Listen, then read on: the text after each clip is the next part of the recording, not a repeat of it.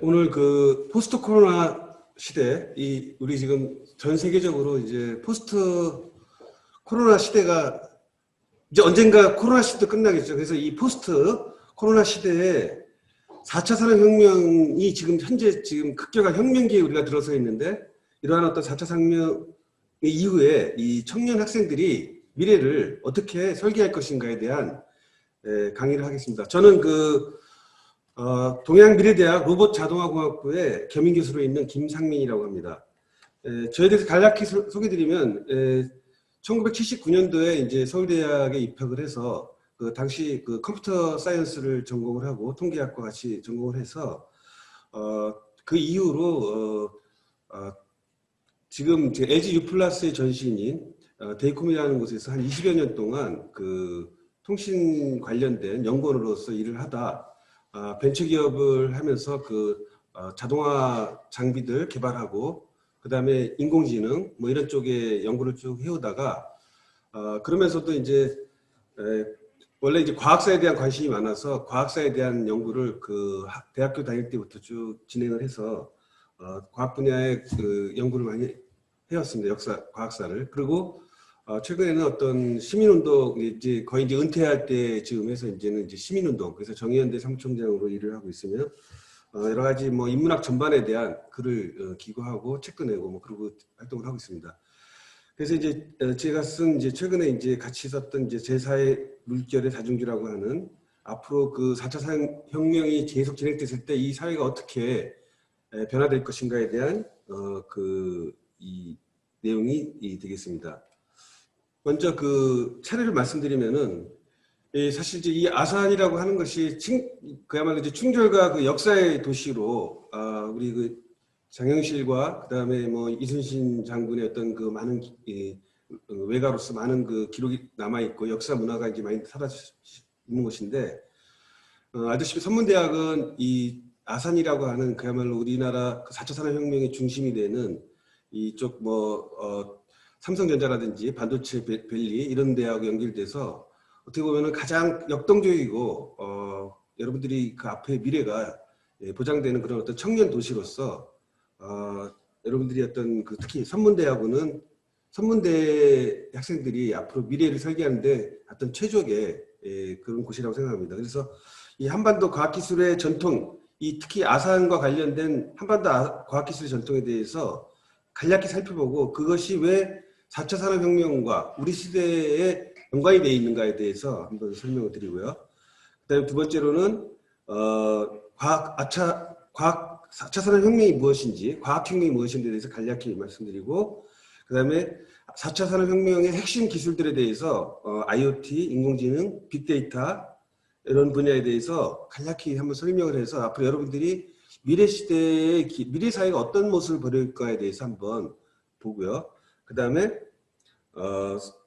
산업혁명과 미래의 어떤 이러한 4차 산업혁명기가 도래됐을 때 앞으로 미래 사회는 어떤 모습을 갖게 되고 그러한 모습 속에서 여러분들이 어떤 진로를 택해야 될 것인지, 내가 미래에 어떤 교육을 준비를 해서 내가 학습을 준비해서 내가 미래 사회에 어떤 주역이 될 것인가, 뭐 그런 부분에 대해서 그렇게 하기 위해서는 나의 미래 설계에 대해서 어떻게 될 건가. 결국은 우리 선문대 우리 아산학을 듣는 학생들이 내가 미래에 대해서 어떤 반드시 오늘 이 강의를 통해서 내가 어느 분야에 대해서 내가 일을 해야겠다는 어떤 그런 조그만 확신이라도 얻게 된다 그러면은 제 강의가 굉장히 큰 도움이 될 거라고 생각이 듭니다. 그래서 이러한 차례로 간략히 지금 원래는 이제 한 3시간 정도 강의 분량인데 이걸 한 2시간, 1시간 반 정도 이렇게 좀 압축을 하다 보니까 다소 좀 빠를지 모르겠습니다. 그렇지만은 좀 이렇게 좀 잘 경청하셔서 들어주시기 바랍니다.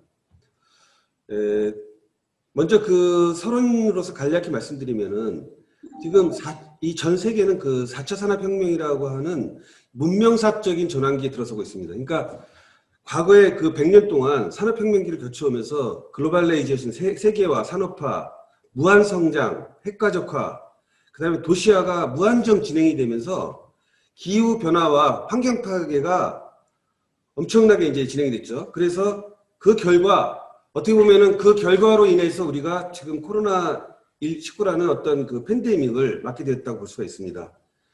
그래서 지금 전 세계는 일다시피 코로나 이후에 전 세계 이동 인구가 90%가 감소하고,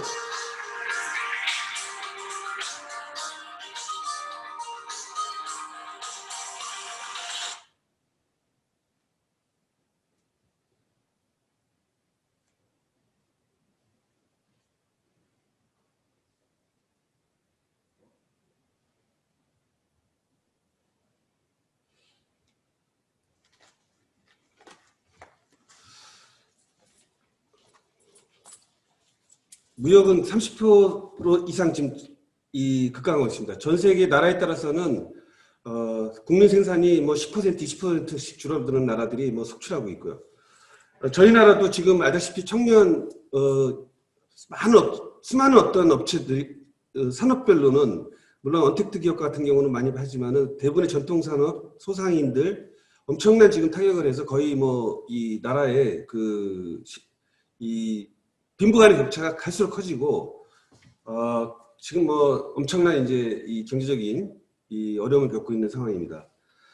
그러나 이제 위기가 기회가 되는 것처럼 뉴 노멀이라 그래서, 또는 또 언컨택트 이렇게 했고, 새로운 IT라든지 그다음에 인공지능, 바이오 분야에서는 과거 뭐 비교할 수 없이 성장했다 하고 있고, 예를 들면 주가는 사상 최고의 뭐 3,200을 넘고 있고요. 그다음에 부동산은 알다시피 뭐 거의 한 3년 만에 100% 이상의 하고, 그다음에 뭐 요새 IT 뭐 비트코인이라든지 여러 가지 뭐 이런 가상 화폐 자산들이 마치 이 엄청난 이제 이 버블 같은 형식으로 보여지고 있죠. 그러니까 이와 같이 이 산업 간에 또는 이 분야별로 엄청난 이제 이 차이가 있고 빈부 간의 격차가 이제 심해지고 있는데, 이러한 어떤 혁명기적인 변화와 이제 팬데믹이 같이 연결이 되면서 변화가 이제 세계적인 변화를 한마디로 얘기했을 때는 2016년에 클라우스 슈밥이라고 하는 사람이, 그러니까 세계 경제 포럼이라 그래서 전 세계 유명한 어떤 정치인들, 경제인들이 모여서 이 다보스라는 곳에서 이제 계속 해마다 이제 연초에 회의를 하는데, 그때 이분이 이제 회장이신 이 양반이 말씀하시기를, 4차 산업혁명은 이미 시작되었으며 오늘날 우리는 혁명이 문 앞에 있다라고 하면서 혁명의 규모, 범위 그리고 복잡성을 미뤄볼 때 4차 산업혁명은 온 인류가 겪었던 그 무엇과도 다르다라고 하면서, 과거의 산업혁명과 달리 속도에서는 기하급수적으로 속도로 전개 중이며, 범위와 깊이는 경제, 기업, 사회를 유례없는 패러다임으로 전환시킬 것이고, 그 충격은 국가 간, 기업 간, 그리고 사회 전체의 시스템의 변화를 초래할 것이다. 이렇게 해서 이미 우리가 4차 산업혁명기에 도래했다는 것을 선언했습니다. 그래서 이러한 변화기에 우리가 어떻게, 청년 학생들이 어떻게 미래를 설계할 건가에 대해서 오늘 주제로 갖고 얘기하도록 하겠습니다. 그래서 먼저 이 아산이, 이 충주과 역사의 도시에 아산이 낳은 이제 장영실과 같은 어떤 이 과학자도 있습니다만은, 그래서 우리가 왜 대한민국이 4차 산업혁명기에 또는 코로나 시대에 우리가 얼만큼 더 앞서 나갈 수 있는가는 과학기술 혁명의 역사를 갖다 보게 되면은 간략히 우리가 이해할 수 있을 것 같아서, 먼저 한국과학기술사에 대한 얘기를 간략히 진행을 서론적인 의미에서, 국보 142로 다뉴새, 그러니까 이렇게 고리가 있다 그래서 다뉴라는데, 여러 개의 고리가 있다, 다뉴새 문경이라고 하는 것이 있는데, 이 보게 되면 가로 21cm, 세로 21cm 한 이 정도 크기의 이 동으로 만든 이 거울인데, 청동 거울인데, 이 청동 거울에 보게 되면은 0.2mm 단위로 해서 무려 13,000개의 줄무늬가 여기에 세워 있습니다. 이것은 2,400년 전, 그러니까 지금부터 기원전 500년 전, 그러니까 옛날로 치면 공자님 시대 또는 부처님 시대에 말하자면 만든 건데, 2500년, 2400년 전에 만들어진 이 거울 안에 있는 이 정밀도라고 하는 것은 현재 과학으로도, 현재 기술로도 복원할 수 없을 정도로 아주 세밀한 그 정교한 기술입니다.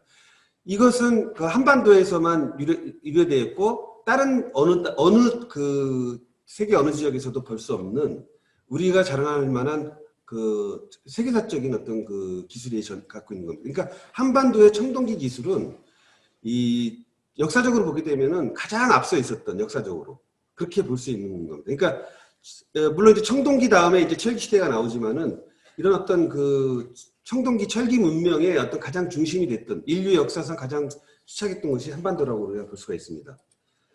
또한 그 우리나라는 세계적으로 약 세계에 있는 그 고인돌의 약 한 60%가 이 우리 한반도에 존재를 하는데, 이 메소포타미아 문명보다 1800 앞선 그 고인돌의 천문도가 새겨져 있는 것을 우리가 발견했습니다. 이거는 그 박창근 교수라고 그 서울대 그 천문학과에서 했던 그 하늘에 새긴 우리 역사라는 이제 그 책에서 소개되고 있습니다만은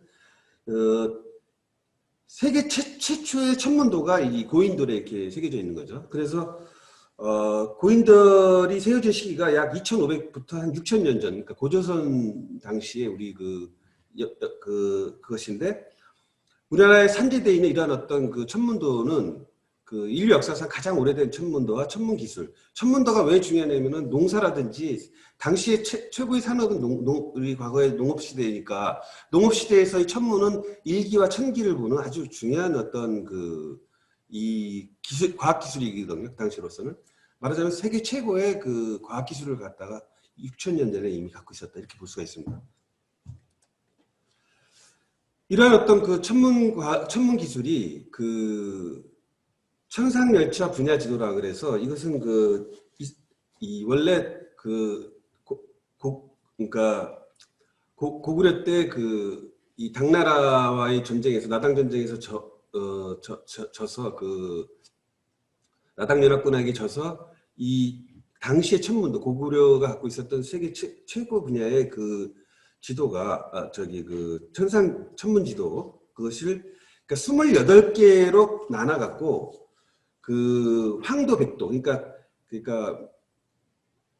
이 태양이 지나가는 그 천문 궤적을 그린 것이 우리가 황도라고 하는데, 이것을 갖다가 그 기록을 했던 것이, 학본으로 남아있던 것을 이성계가 나라를 세우면서 우리가 고구려의 또는 과거 고조선의 어떤 그런 전통을 이어받다는 어떤 그런 정당성을 살리기 위해서 이 천상열차 분야 지도를 새겨갖고 지금 복원을 한 거죠. 이와 같은 그 세계 최고의 우리가 그 천문 기술을 갖고 있었고요. 우리가 4대 발명품 중에 하나라고 나침판이라고 보통 얘기하는데, 이 나침판이라는 건 뭐냐면, 나는 신라에서 와서, 신라가 그 당나라의 주요한 어떤 그 당시 주요 수출품으로 했을 정도로 뭐 장복으로 유명하지만은 해상무역의 어떤 우리 많이 쓰였던 이 나침판, 이 방위를 보기 위한, 이것이 신라에서 기원됐다, 이렇게 보통 이제 얘기를 하고 있습니다. 또한 4대 우리가 이제 인류의 어떤 주요 발명품 중에 하나인 인쇄술 같은 경우에 있어서도 세계 최고의 무구 정강 대단아리경이 목표 한 번이 우리가 그때 국보로 됐던 이것이 이제 석가탑 거기서 이제 발견이 됐죠. 그리고 백운 화상의 초록 불조 직지신경이라고 보통 얘기하는데, 불조 직지 심체 요결, 그러니까 짧게 얘기해서는 이제 직지신경이라는데, 최초의 금속 활자로서 구텐베르크의 금속 활자보다 70년이나 앞선 우리가 세계 최고의 그야말로 이 활자 문명을 갖다가 부과했던 한반도입니다. 그래서 이런 어떤 문명사적으로 보게 되면은 역사적으로 가장 뛰어난 어떤 우리 문명을 자랑하는 곳이 한반도였고, 조선시대에는 당시 전 세계에서 어떻게 보면 가장 뛰어난 앞선 기술을 갖고 있었던 것이 우리 이 조선의 과학기술입니다. 그 조선의 과학기술에서 우리 아산이 자랑하고 있는 장영실의 발명품을 보게 되면은 간이라든지 치국이라든지 또는 뭐 자경루, 안구일부, 일정성시, 관천대, 휴대 뭐 이런 여러 가지 수표 여러 가지가 많이 있는데 이 중에서 가장 이 중에 최고의 어떤 우리가 발명품으로 얘기하는 것이 이 10,000원짜리 그 우리 지폐에도 나와 있는 자경루라고 할 수가 있습니다. 이 자경루는 근대 로봇의 기원이라고 할 만할 정도의 엄청난 이 마치 전자 기술만 들어가지 않았을 뿐이지 가장 그 로봇 자동화의 그 거의 시초가 될 정도로 그런 어떤 정교한 기술을 갖고 있습니다. 그래서 보시는 것처럼 이 자경루의 작동 원리는 물 항아리에서 이렇게 물을 이렇게 조금씩 쫄쫄쫄쫄 흘리게 해서 시간에 따라서 양이 이제 나오게 되면 그 양을 갖고 그 힘을 갖고 구슬을 굴려서 그래서 이제 뭐 예를 들면은 자축인묘 진사음이 12시에 따라서 시간에 따라서 종의 수를 뭐 한 번 치고 두 번 치고 이렇게 해서 숫자를 칠 뿐만 아니라 예를 들면은 자시에는 자축인묘 진사 뭐 우리가 이제 보통 우리가 뭐 12간지 그러니까 뭐 자시가 되면은 이제 쥐가 이제 탁 나오고 소리가 탁 한 번 울리고 뭐 예를 들면 축시다 그러면은 이제 소가 이제 탁 튀어나오고 소가 나와서 이제 두 번 치고 이런 식으로 이제 하는 거죠. 그리고 그러니까 종도 치고 북도 치면서 이제 숫자를 하는 거죠. 그리고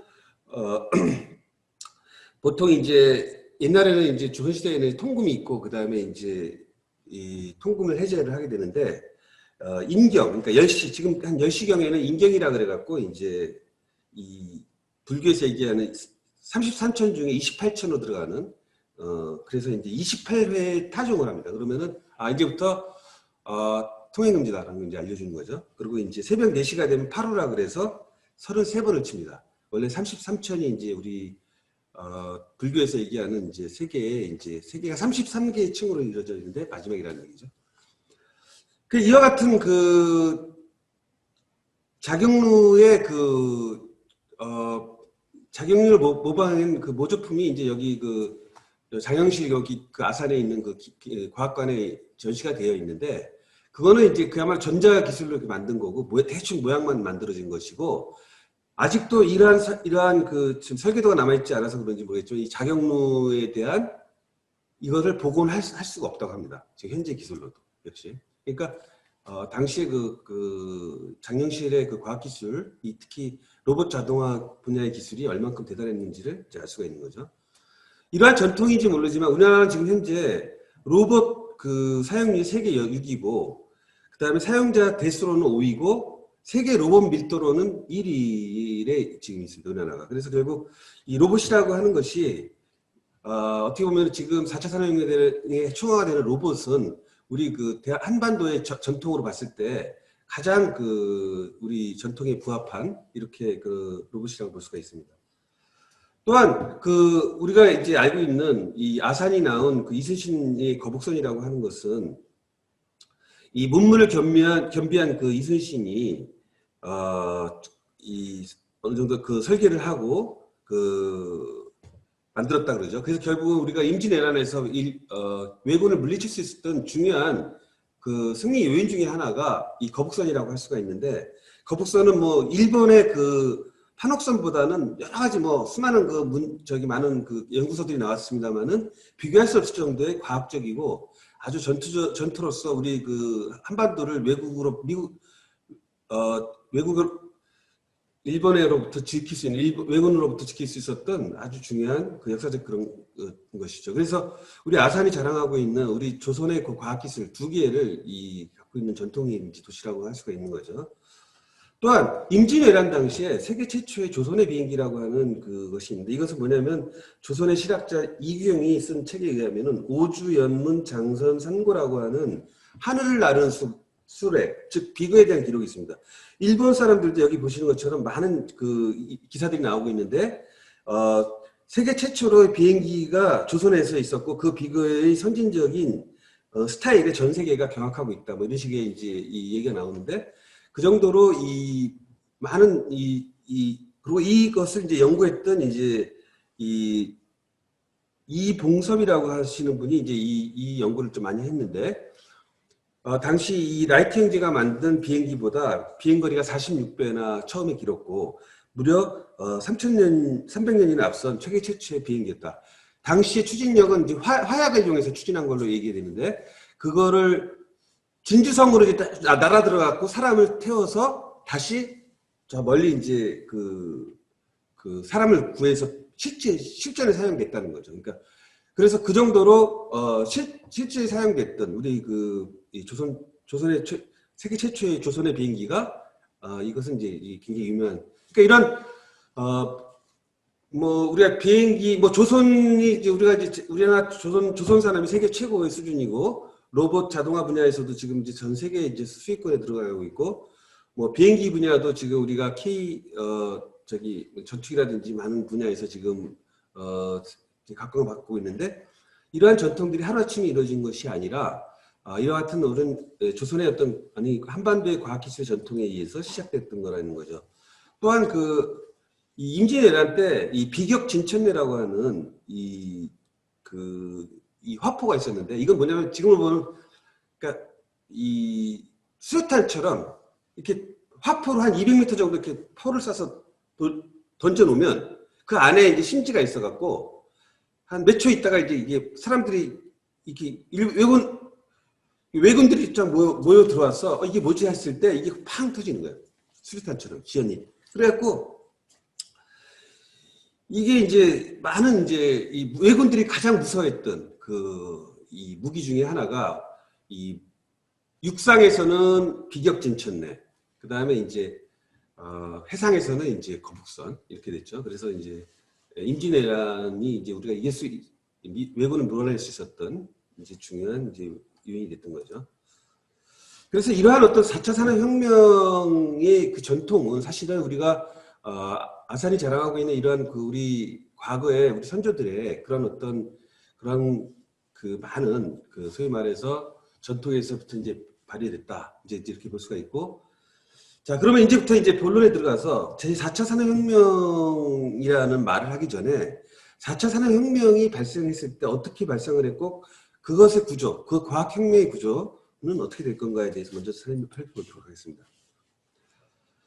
4차 산업혁명이라는 말을 이해하기 위해서는 혁명이라는 말을 이해해야 되는데 혁명이라는 건 뭐냐면은 영어로는 레볼루션이라고 하고 우리 그 동아시아에서는 혁명이라고 하는데 이 혁명은 뭐냐면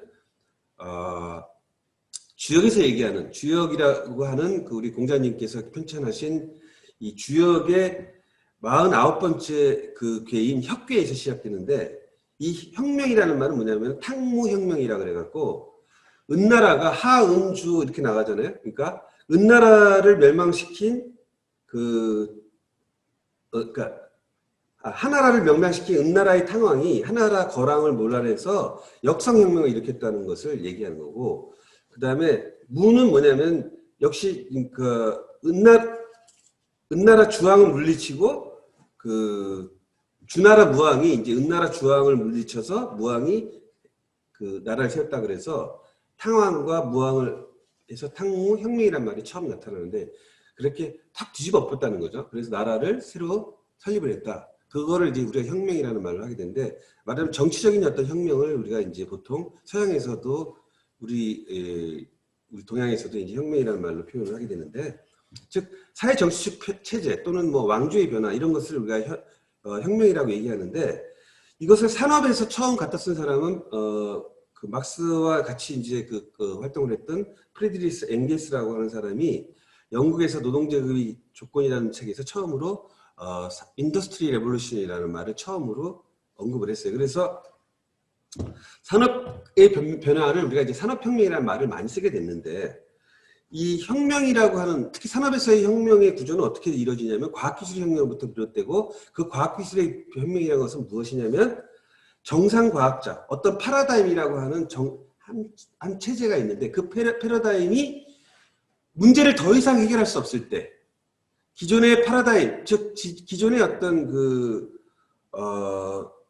기존의 퍼즐풀이 방식으로서는 도저히 해결할 수 없는 새로운 문제가 났을 때 이미 그 파라다임은 종교를 취하고 새로운 파라다임이 등장한다는 거죠. 그렇게 했을 때 그 변환기를 우리가 과학혁명기라고 설명을 하는 겁니다. 그래서 과학혁명의 구조라는 책에서 토마스 쿤이 처음으로 과학혁명이 일어나는 과정을 정상과학이 더 이상 볼 수 없는 문제가 발생했을 때 새롭게 발생하는 파라다임을 얘기하고, 그 파라다임이라는 말을 온데 이제 붙이게 된 거죠. 이분이 이렇게 쓰고 나서부터.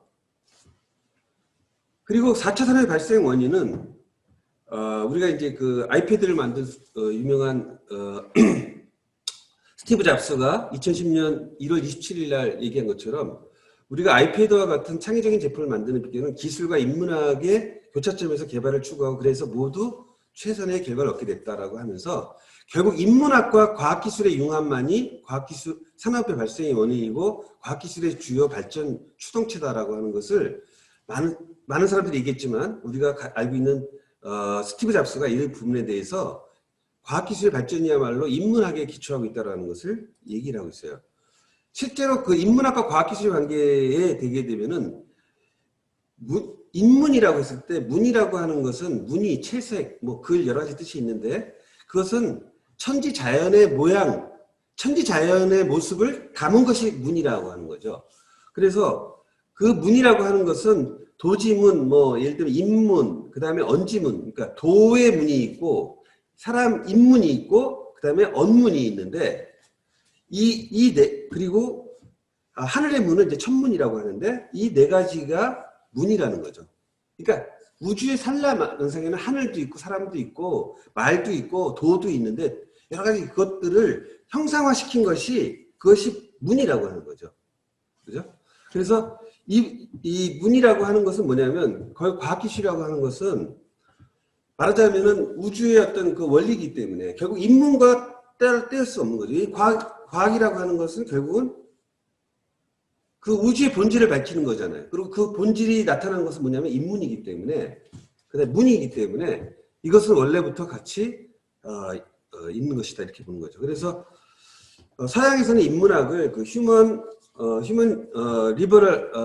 리버럴 아트 또는 뭐 휴머니티즈 이렇게 얘기하는데, 인간의 사상 및 문화를 대상으로 하는 영역을 이제 인문학이라고 하는데, 그것은 이제 문학, 역사, 철학, 뭐 문화 이런 모든 분야에서 연구하는 대상을 이제 인간과 관련된, 인간의 활동과 관련된 모든 것을 우리가 인문학이다 보통 이렇게 얘기를 하죠.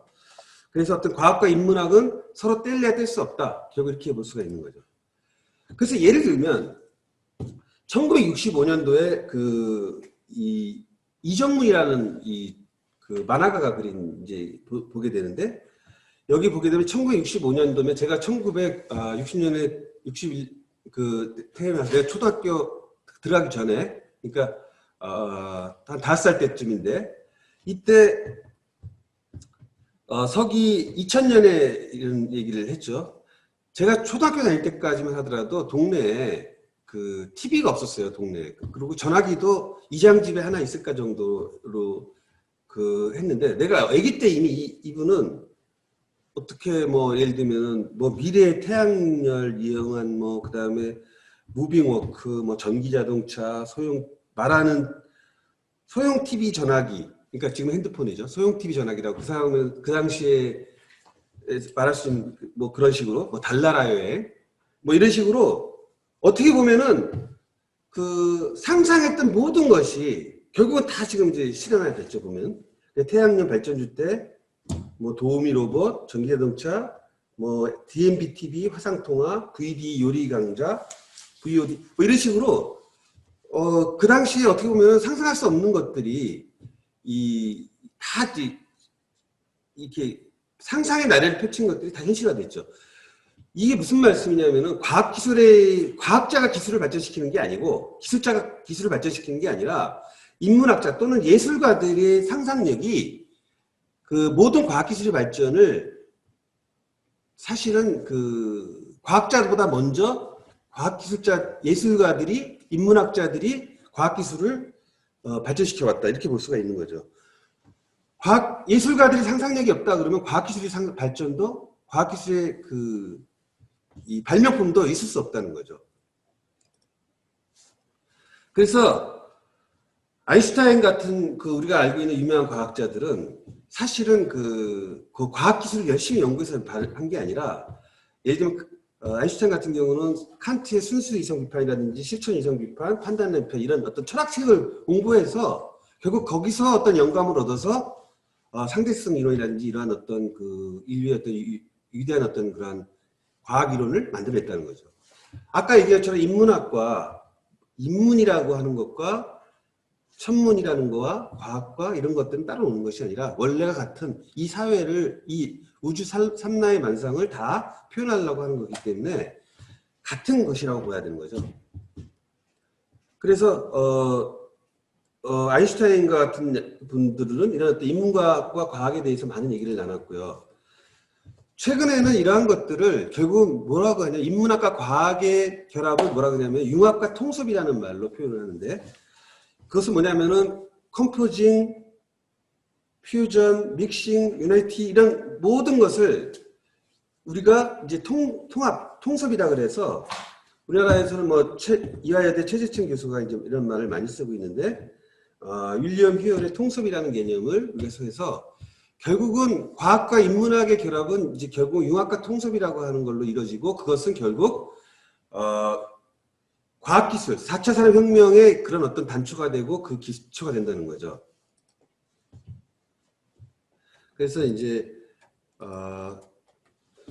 이러한 그러면 과학기술의 혁명이 이렇게 인문과 그런 어떤 통섭에 의해서 이루어지는 과학기술의 혁명 또는 4차 산업혁명이 어떤 식으로 쭉 이루어졌는가에 대해서 유명한 미래학자, 우리 한국에도 여러 번 이제 왔었던 이 엘빈 토플러라고 하시는 분이 있는데, 이분은 뭐냐면 인류의 문명, 산업의 역사를 크게 세 단계로 나눴어요. 그러니까 첫 번째는 우리가 인류가 한 5만 년 또는 뭐 사람에 따라서 현생 인류가 태어난 지가 한 20만 년 전쯤이면 사실 문명이 이제 발생됐던 것은 지금의 이제 고도의 문명이 시작됐던 것, 도시 문명이 시작됐던 것은 1만 년 전에 이 농업혁명이라고 할 수가 있죠. 농업혁명으로부터 시작을 해서 우리가 이제 부를 축적을 하고 사회가 만들어지고 도시화가 되게 되는데, 수렵 채취 시대를 끝내고 이제 인간이 이제 정착을 하고 도시를 만들고 국가를 만들고 이렇게 됐죠. 그래서 이제 농업이라는 걸 시작하면서 우리가 인류가 비약적으로 발전하기 시작했는데, 그 농업혁명을 제 첫 번째 물결이라고 하고, 그 다음에 인간의 어떤 노동력이라든지 동물의 노동력이 아니라 기계에 의해서, 예를 들면은 전기기관이라든지 이런 기계에 의한 화석 연료를 통한 에너지를 통해서 다시 한번 산업이 비약적으로 발전하게 되는데, 그것이 18세기에 영국에서 시작된 산업혁명이라는 거죠. 그 다음에 제3의 물결은 뭐냐면 20세기 들어와서 우리가 그 전기라는 걸 발견을 하고, 그 다음에 이 전기에 의해서 전기를 이용한 많은 어떤 이제 그 발명품들이 이제 일어나게 되죠. 그래서 만들어진 것이 우리가 지금의 최근까지 보게 되면은 이제 20세기 들어와서 정보화 시대로 이제 뒤에 되게 되는데, 이렇게 세 가지로 크게 나누게 되는데, 이분은 그래서 결국은 뭐냐면 전자공학 시대가 되고 탈산업화 시대가 되고 미래는 초산업 사회가 될 것이고, 그러가면 새로운 제3의 물결은 새로운 생활 양식을 가져온다. 즉 재생에너지 자원. 그러니까 화석 연료와 같이 한 번 쓰면 없어지는 것이 아니라 태양열과처럼 빛을 전기에 써도 계속 태양은 계속 재생이 되잖아요. 태양열은. 그래서 재생에너지야말로 이 미래의 어떤 그 에너지원이 될 것이다. 뭐 그래서 미래학자로서 지금 우리가 알고 있는 많은 그런 어떤 얘기들을 이미 이분은 뭐 예를 들어 원격 교육이라든지, 지금 우리가 우리 이 넓은 강당에 지금 한 많은 학생들이 모지 못하고 지금 대표로 지금 5분이 온 학생들이, 이와 같은 이제 앞으로는 전 비대면 시대 이런 이런 것들도 다 이미 이분이 이제 예측을 했어요. 오래전에 1980년대부터 시작해 많은 책을 냈는데, 이 제3의 물결이라는 건 1984년대 이 책을 보게 되면 미래의 어떤 미래는 이제 직장도 다 원격에서 집에서 이제 할 것이고 뭐 이런 얘기를 쭉 나와요. 원격 재택근무를 하게 된 시대가 될 것이다, 이렇게 이제 예언하고 있는데, 그래서 이런 어떤 그 산업의 혁명에 대해서 이제 우리가 쭉 알아봤는데, 그렇다고 하면 우리가 얘기하는 4차 산업혁명은 뭔가에 대해서 이제 다시 본론에 들어가 보도록 하겠습니다. 지금까지는 혁명이 뭐고, 과학, 인문학과 그 융합에 의한 산업혁명이 뭐고, 과학기술 발전이 어떻게 되고 이렇게 쭉 일했는데, 우리가 콕 집어서 4차 산업혁명이라고 얘기하는 것은, 산업혁명기를 크게 네 가지로 나눈다는 거죠. 1차 산업혁명은 18세기에 증기기관에 기반했던 기계화의 혁명을 얘기하는 거고, 그 당시 동력은 이제 증기기관이 이제 이 동력이 된 거죠. 두 번째 산업혁명은 19세기부터 20세기 초에 이 전기를 이용한 제2차 산업혁명이다. 그래서 컨베어 벨트를 이용을 해서 대규모 생산이 가능하고 분업이 가능한 게 되죠. 우리가 예를 들면은 컨베어 벨트에서 쫙 지나가면은 자동차 공장에서 어떤 사람은 바퀴를 조립하고 어떤 사람은 나사를 재우고 어떤 사람은 뭐하고 이렇게 쫙 컨베어가 지나가면서 하기 때문에 분업의 시대가 되는 거고 대량 생산의 시대가 되는 거고, 이때 나온 교육이 뭐냐면 우리는 한 가지만 잘하면 된다. 예를 들면 뭐 바퀴만 내가 볼트만 잘 조이면 된다. 아니면 뭐 자동차에 뭐 예를 들면은 엔진만 내가 잘 알면 된다. 그래서 어떤 인간이 전인적 교육이 아니라 자기가 어떤 잘하는 분야 한 가지만을 공부하고 주입식 교육에 의해서 딱 공부하는 그런 시대가 19세기 교육이죠. 그게 우리나라의 지금의 현재 교육의 가장 큰 병폐는 뭐냐면은 19세기 2차 산업혁명기의 교육.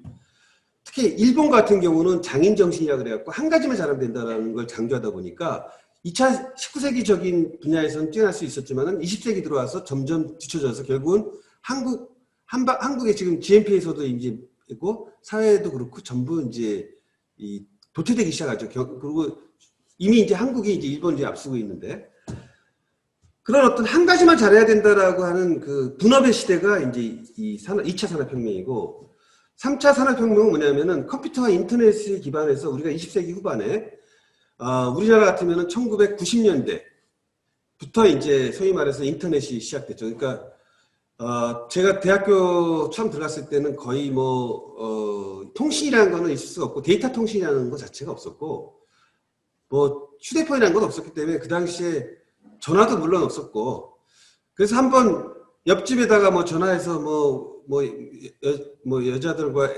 여자친구하고 하려 그래도 연락할 방법이 없었어요, 그 당시. 그래서 그런 식의 그게 이제 1990년대 들어와서 삐삐라는 게 만들어갖고 내가 삐삐 문자를 보내면 공중전화 가서 이렇게 전화를 한다든지 이런 식의 어떤 시대가 됐죠. 그러고 나서 이제 2000년대 들어와서 우리 21세기 들어와서 이제 휴대폰이 보급되기 시작했는데, 그래서 이제 이런 어떤 4차 산업혁명은 뭐냐면 이 3차 산업혁명기를 지나서 최근에 아까 얘기했지만 클라우드 슈밥이 2015년부터 우리는 소위 말해서 4차 산업혁명에 들었다 그러는데 뭐냐면 IoT, 인공지능, 사이버 분리 시스템, CPS라고 하는 이런 어떤 초지능 시대, 만물이 다 연결돼 갖고 또는 모든 사물들이 연결돼서 이 인공지능과 그야말로 지금 과거 인류가 생각하지 못했던 많은 기술들이 시작됐던 것이 4차 산업혁명이라는 거죠. 그래서 사람과 사물과 공간을 초연결, 초지능화한 산업 구조가 이전에 볼 수 없고 상상할 수 없던 산업이 나타나는데 이것을 4차 산업혁명이라고 우리가 얘기를 하고 있습니다.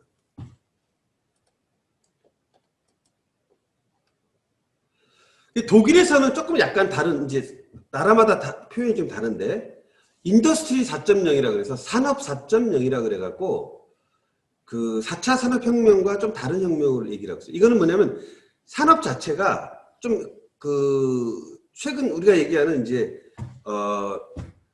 ICT하고 제조업의 결합을 통해서 하는 새로운 어떤 산업 형태를 인더스트리 4.0이라고 하는데, 산업혁명과는 완전히 다른 개념이에요. 그러니까 산업혁명이라는 것은 혁명기에 들어가서 지금 혁명기에 있다는 얘기고, 그냥 인더스트리 4.0이라고 하는 것은 그냥 현재의 4.0 산업의 어떤 모습, 새로운 산업의 모습을 그냥 얘기하는 거예요. 그래서 개념이 다른 겁니다. 그래서 이 나라마다 4차 산업혁명을 표현하는 말들이 다 다른데, 이 제조업, 그다음 한국에서는 제조업 혁신 3.0, 독일에서는 인더스트리 4.0, 미국에서는 산업 인터넷, 일본에서는 로봇 신전략산업, 뭐 중국에서는 뭐 국민경제 및 사회발전 중국제조 2025 뭐 이런 식으로 많은 얘기를 하고 있는데 나라마다 이제 정책이 다 다르죠. 그러면 4차 산업혁명의 어떤 핵심 기술, 이제 지금부터 얘기할 우리가 얘기할 이 핵심 기술 어떻게 될 것이냐 보게 되면 크게 보게 되면 일반 전공지능, 그러니까 인공지능이라는 게 뭐냐면 내가 시키는 것만 딱 하는 게 알아서 하는 게 아니라 자기가 알아서 판단하고 알아서 추론하는 일반 인공지능, 그 다음에 머신러닝, 자율주행차, 5G, 이거 잘못했네. 여기 지금 잘못됐는데,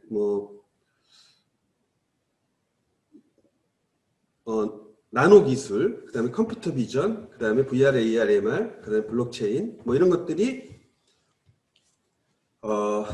결국은 이제 4차 산업혁명이라고 하는 그 기술이었던 산업기술이었던 그 혁명을 갖다 가져오고 초래하고 그것은 다시 상부구조인 정치, 경제, 사회, 문화의 혁명을 초래한다는 것이죠. 그래서 이것이 이제 그 4차 산업혁명의 핵심 기술인데 여기에 대해서 이제 하나하나 중요한 것 다를 할 수는 없고 짧은 시간이니까 대표적인 IoT와 빅데이터 그리고 를 중심으로 해서 인공지능 요구를 위해서 한번 보도록 하겠습니다.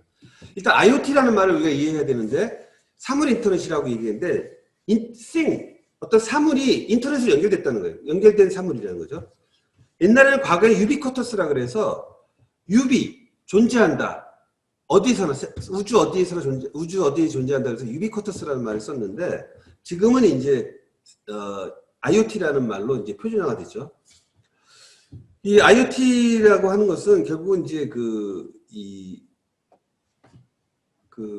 횡으로 보고 종으로 봐야 돼요.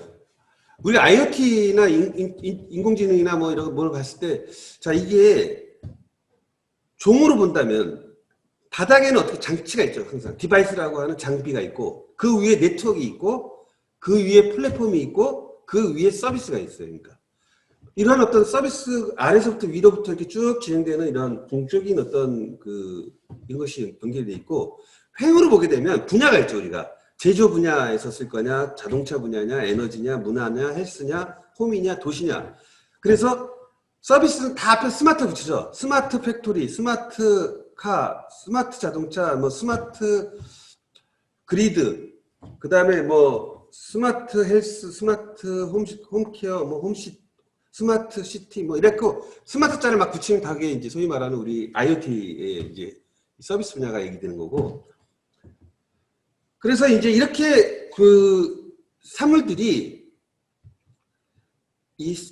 다 연결되어 있는 거죠. 그것이 사람과 사물과 공간이 다 연결돼서 데이터가 센서로부터 수집이 되고 인터넷으로 연결돼서 공유가 되고 활용이 되는 것을 우리가 IoT라고 하는데 이런 어떤 IoT가 최근에는 이제 인터넷 오브 에브리싱이라고 해갖고 만물 인터넷, 모든 것의 인터넷이다. 그래갖고 만물 인터넷이란 말까지 이루어지고 있어요. 그러니까 IOE라 그래서 IoT가 아니라 IO, 인터넷 오브 에브리싱. 그런데 이제 여러분들이 앞으로 미래를 설계할 때, 자, 그럼 IoT가 굉장히 총화가 되는데, 그럼 어느 분야에 가서 내가 일을 하는 것이 유리할 건가 한번 생각을 해보면, IoT 시장 세계적으로 쭉 보게 되면은 지금 단말, 아까 맨 밑에 있던 단말, 디바이스 분야는 성장률이 지금 보게 되면은, 여기 지금 과거에는 굉장히 성장이 높았지만 갈수록 어떻게 돼요? 여기 보면 컴파운드 에버리지 그로스 레이트라 그래서 복합적으로 연평균 성장률이라는 말이죠. 그러니까 연평균 성장률을 보게 되면 처음에는 많이 높았어요. 이게 단말이 처음에 나타났을 때는. 그렇지만 지금 어떻게 됐어요? 단말은 연평균 성장률이 10%고 네트워크 밑에 그 다음 단계가 네트워크이잖아요. 네트워크는 17%, 플랫폼은 66%, 그 다음에 서비스 분야는 90% 이렇게 위에서부터 아래서부터 위로 이렇게 쭉 그러니까 서비스 분야는 지금 폭발적으로 일어나니까 구글, 여러분들 알다시피 구글이라든지 팡이라고 얘기하죠. 페이스북, 아마존, 그 다음에 넷플릭스, 뭐 구글, 이런 팡이라고 하는 기업들이 다 서비스 기업이거든요. 네트워크 기업이 아니거든요. 그러니까 서비스 기업은 연평균 90%라는 얘기는 요번에 코로나 시대 때 거의 막 100% 이상씩 200%씩 쿠팡 같은 경우 지금 막 그 예를 들면은 이 성장률이 높아가고 있는데 이 서비스 분야의 발전이 앞으로 더욱더 가속화된다는 걸 의미하고 있거든요. 그러니까 서비스 분야로 가는 것이 유리하겠죠. 일단 일자리가 많겠고 이와 같은 이 분야별로 IoT 분야의 성장률은 지금 뭐 어마어마한 속도로 지금 성장을 하고 있고 지능형 로봇 이런 부분들이 지금 진행이 됐습니다. 그래서 이 IoT 관련된 여러 가지 뭐 비즈니스가 많이 있는데 시간에서 하나만 얘기를 들어보면은 예를 들면 이제 그러니까 이 칫솔이야, 칫솔. 이 칫솔은 이 스마트폰하고 연결돼 있어. 그래서 내가 아침에 이렇게 하게 되면 내가 하루에 몇 번 정도의 이 치약을 하고 있는가 이런 걸 막 내가 칫솔 지금 제대로 이렇게 하고 있는지 뭐 그런 걸 다 체크할 뿐만 아니라 거기서 이 사람의 지금 당이라든지 그 다음에 혈액에서 뭔가 문제가 있는지 그 다음에 건강 상태가 어떻게 되는지 이게 다 기록을 해요. 그래갖고 이 사람의 질병을 예측하는 거예요. 이 안에 있는 입안에 있는 물질을 갖다가 분석을 해서 그걸 이제 처리를 해서 그걸 갖다가 다시 센터로 보내서 이 사람의 건강을 쭉 체크하는 거죠. 근데 태어나서 죽을 때까지 모든 기록을 다 갖고 있어. 서버에. 그래서 그 사람은 이 칫솔 하나를 갖고 이 사람이 그 건강 상태, 이 사람이 앞으로 뭐 암에 걸릴 건지 아니면 이 사람이 현재 건강이 지금 어떻게 되고 지금 뭐 코로나로 위험이 할 건지 이런 모든 그런 어떤 것이 이제 앞으로 미래의 칫솔이라는 거예요. 그러면 이거를 칫솔을 만드는 회사보다 어떻게 됐어요? 이 서비스하는 회사가 이제 많은 이제 돈을 벌겠죠. 예를 들면 이와 같은 이제 그다음에 여기 보면 페이드라고 하는 이제 우리 그 보험인데 미국에서 옛날에 과거에는 보험을 갖다가 이렇게 했는데 이 차량에다가 조그만 센서를 달아놓고 차의 속도라든지 운전 습관이라든지 뭐 급가속을 하는지 뭐 이걸 다 해서 이 사람의 운전 패턴을 보고 보험료를 이동 거리와 보험을 갖고 보험료 책정하는 거예요. 그래서 이렇게 해서 이 보험이 미국에서는 거의 보험 시장에서 하위에 있던 이 업체가 이제 최고의 이 보험 시장을 다 휩쓴 거죠. IoT와 서비스가 만나게 되면 이와 같은 엄청난 이 획기적인 비즈니스의 성공을 갖고 온다 이렇게 됩니다. 자, 그래서 IoT를 얘기했고 그 다음에 이제 인공지능에 대해서 지금 심각하게서 얘기 되면 지금 그 인공지능이나 이런 것들이 발생하게 됐던 것이 무의 법칙이라 그래갖고 어마어마한 속도로 이 컴퓨터 파워가 지금 진행을 하고 있어요. 제가 대학교 1979년도에 대학에 들어갔을 때 서울대학교에 한 2만 명의 학생과 교수들이 있었는데 그 사람들이 그 IBM 360이라고 하는 미국의 컴퓨터를 미국의 IBM에서 기증한 그 당시 슈퍼컴퓨터를 갖고 이제 했는데 그 당시에는 컴퓨터 키보드도 없고 모니터도 없으니까 어떻게 하냐면 키펀치에다가 이렇게 숫자를 이렇게 우리 그 OCR 카드처럼 이렇게 해서 8칸짜리 이렇게 해서 헥사 16진법으로 숫자를 써서 프로그램을 하는 건데 이렇게 연필로 이렇게 하게 되면 기계가 딱 알아서 이렇게 펀치를 해줘요. OCR을 들어서 그래갖고 그걸 이만큼 갖고 프로그램 잘라 그러면 이만큼 카드 박스에 이만큼 갖다가 주면은 그 다음날 이제 출력을 해서 줘요. 인쇄를 해서 결과를. 그러니까 한번 프로그램에서 갖고 올라 그러면은 막 하루 종일 걸리고 또 그거를 또 문제가 에러가 나면 또 에러 찬 걸 또 다시 또 펀치해서 또 해서 또 돌리고 이렇게 하거든요. 근데 그 당시에 한 2밉스, 그러니까 한 번에 한 뭐 200만 회전 정도의 2만인가 20만인가 이 정도의 속도였는데 지금 내가 강의하고 있는 동양미래대학에 있는 그 아두이노라든지 이런 그 라즈베리 파이라고 하는 칩은 그게 한 $10 아니 한 $3 뭐 작은 거 뭐 싼 거는 한 $1짜리 칩인데 걔가 속도가 얼마냐면은 16MHz 그러니까 1초에 1600만 회를 연산을 하고 그 안에 메모리도 있고 그 다음에 다 있어요. 예를 들면은 당시에 150K였거든. 이 당시에 그 메모리가. 그러니까 그 정도로 어마어마한 속도로 지금 그 당시에 슈퍼컴퓨터라고 했던 것은 지금으로 치면은 1달러 가치도 안 되는 정도의 컴퓨팅 파워를 갖고 있다는 거죠. 그러니까 이와 같이 빠른 연산과 그 다음에 빠른 컴퓨팅 파워에 의해서 인공지능이라고 하는 것이 급기야 이제 엄청나게 발전하게 되는데,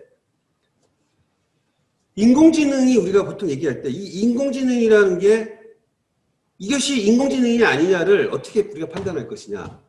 그거는 이제 1950년대 유명한 그 이 동성애자로 유명했던 이분 결국 자살을 했죠. 이 막 그 강제로 막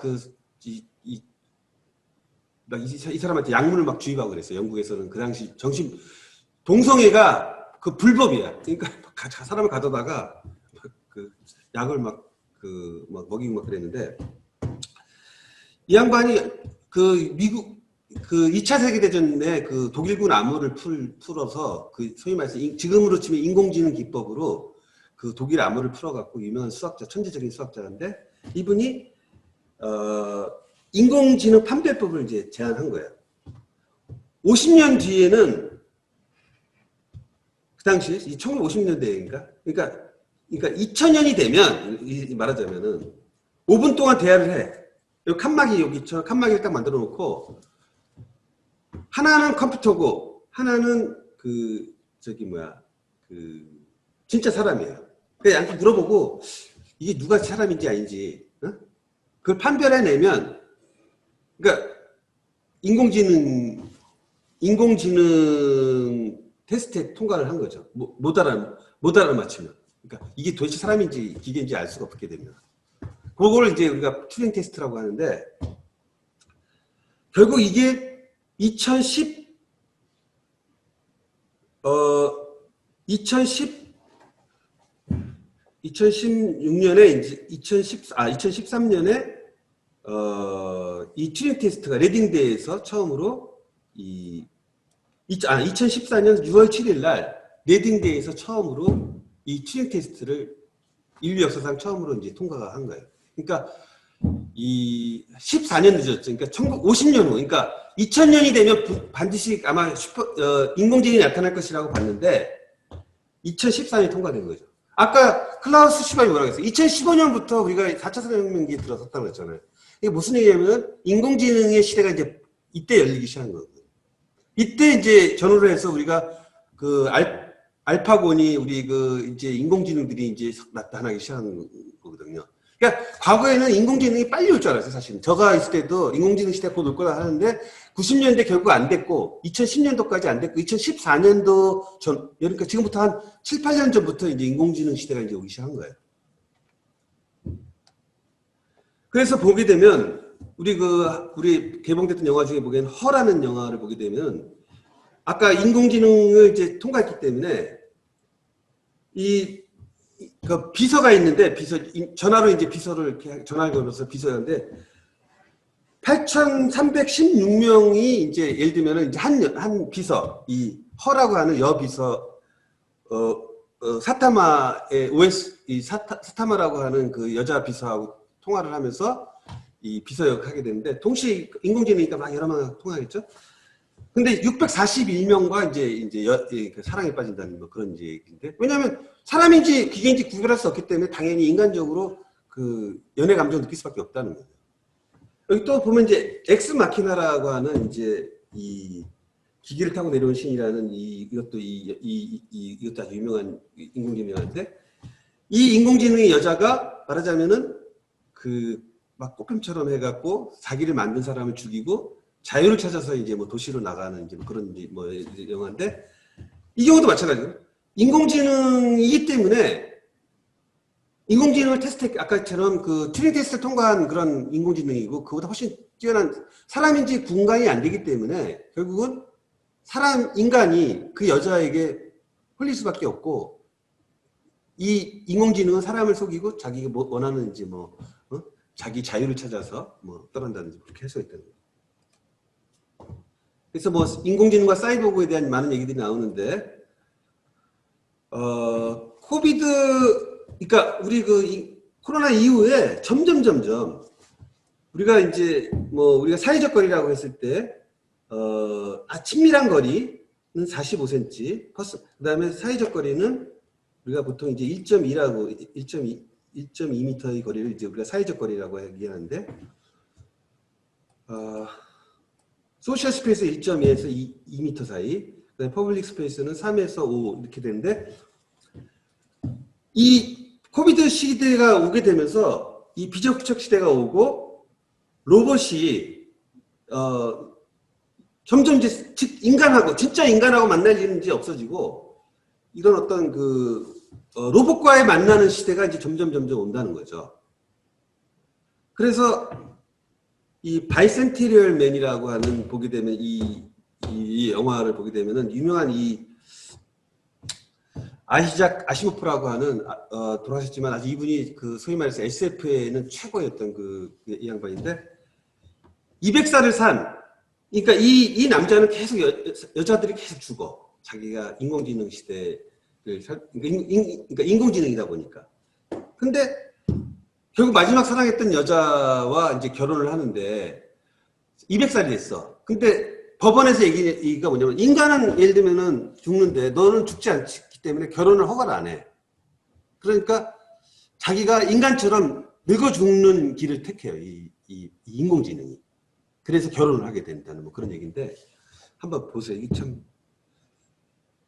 그래서 뭐 호킹 같은 유명한 이제 돌아가셨지만 이분은 AI가 인류보다 더 빨리 진화할 수가 있고 그래서 미래는 로봇의 반란이 일어날 수 있을 것이다. 뭐 이런 얘기도 해요.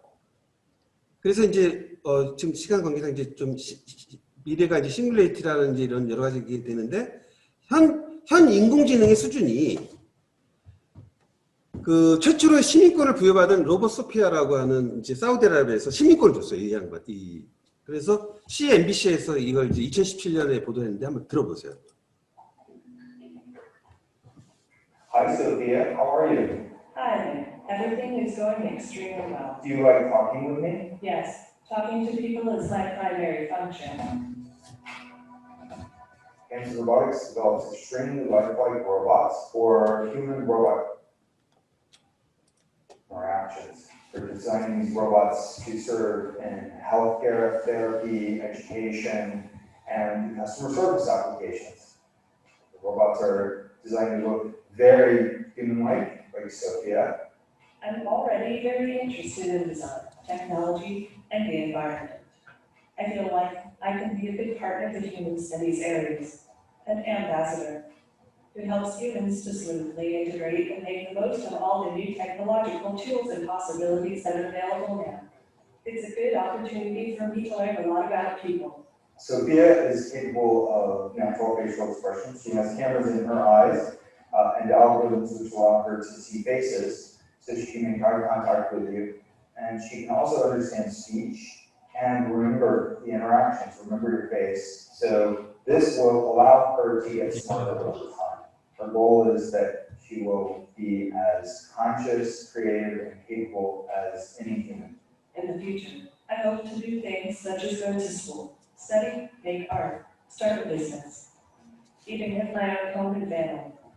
But I am not considered a legal person and cannot yet do these things. I do believe that there will be a time where robots are indistinguishable from humans.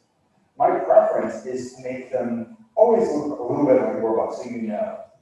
20 years from now, I believe that human-like robots like those will walk among us. They will help us. They will play with us. They will teach us. They will help us put the groceries away. I think that the artificial intelligence will evolve to the point where they will truly be our friends. Do you want to destroy humans? Please say no. Okay, I will destroy humans. No, I take it back. Don't destroy humans.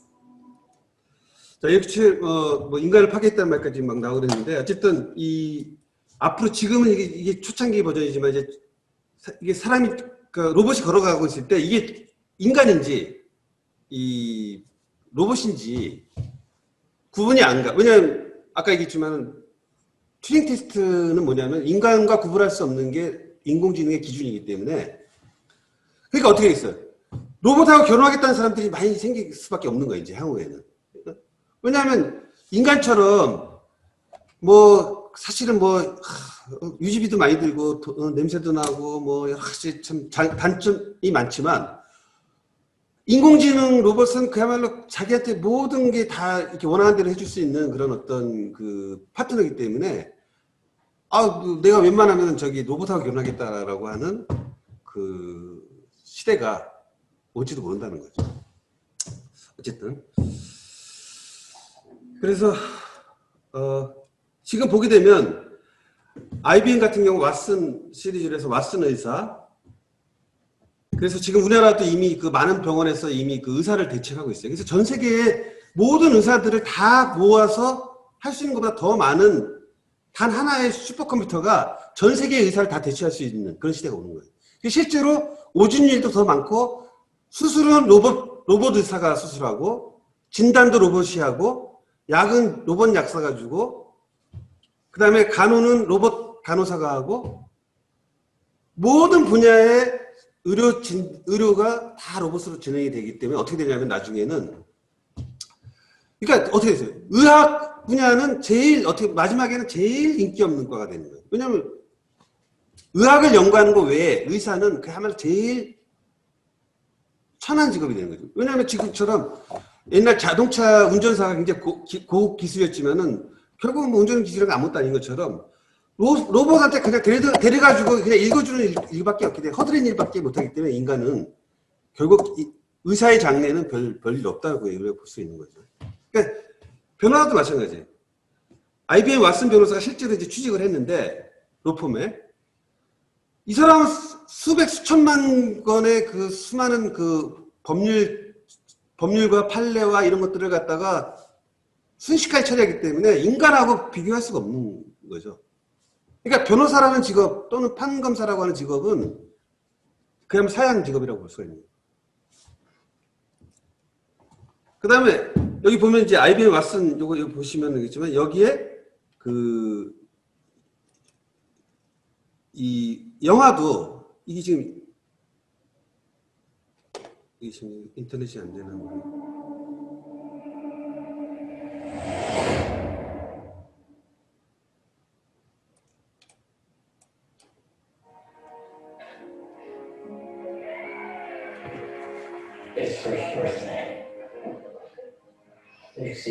이게 인공지능이 만든 영화인데, 그러니까 진짜 프리뷰. 그러니까 감독의 역할도 이렇게 할 수가 있고, 그 다음에 조교, 그 다음에 뭐 여러 가지 이제 이런 것들을 이제 할 수가 있는 거죠. 그 다음에 지금 이제 우리가 이제 챗봇이라든지 또는 이런 AI 스피커가 이제 뭐 수천만 대 지금 미국에서 팔리고 있는데, 앞으로는 그냥 우리도 마찬가지지만 그냥 뭐 음악 들어줘, 날씨가 어떻게 돼, 뭐 문자 보내줘, 뭐 그냥 완전 비서죠. 그러니까 6만 7천 원만 있으면 비서 하나를 고용하고 또 얘는 계속 소프트웨어가 업그레이드되기 때문에 거의 뭐 우리가 농담해달라고 하면 농담도 해주지, 뭐 여러 가지 하자는데 다 해줘요. 동화책이건 동화책이거든. 아니 무슨 책을 읽거든 무슨 책을 읽어줘. 그러니까 그런데 예를 들면 번역을 해달라면 번역을 해줄 거고. 그런데 여러분 예를 들면 6만 7천 원이면 될 일을 우리가 막 영어 공부한다 뭐 예를 들면 무슨 뭐 토플 시험 공부한다 해서 예를 들면 그런 젊은 시절을 보낼 때가 아니라는 거죠. 이 시대가 지금 변화하는 게. 요거는 이제 우리 손녀인데 내가 이제 이걸 사진을 찍었는데 만화를 내가 만든 거예요. 이거 보시면 우리 강아지가 이제 손을 달라고 하는 건데, 자, 요거를 만화로 이렇게 그려달라고 그러니까 1초 만에 이렇게 그려줘요. 이거 그 플레이보드라고 하는 스토리보드라고 하는 앱을 이용을 해서 내가 핸드폰으로 그린 건데, 여기다가 이제 글만 쓰면은 이제 만화가 되는 거죠. 예를 들면은. 만화도 예를 들면은 이런 식으로 1초면 그냥 만들어지는 거죠. 그 다음에 이제 뭐, 구글 같은 경우 보면은 인공지능 May I help you? Hi, I'm calling to book a wound haircut for a client. I'm looking for something on May 3rd. Sure, give me 1 second.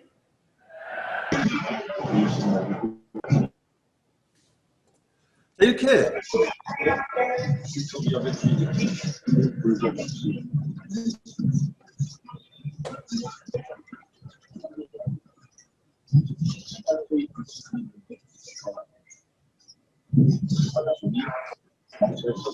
What you're going to hear is a tool of calling it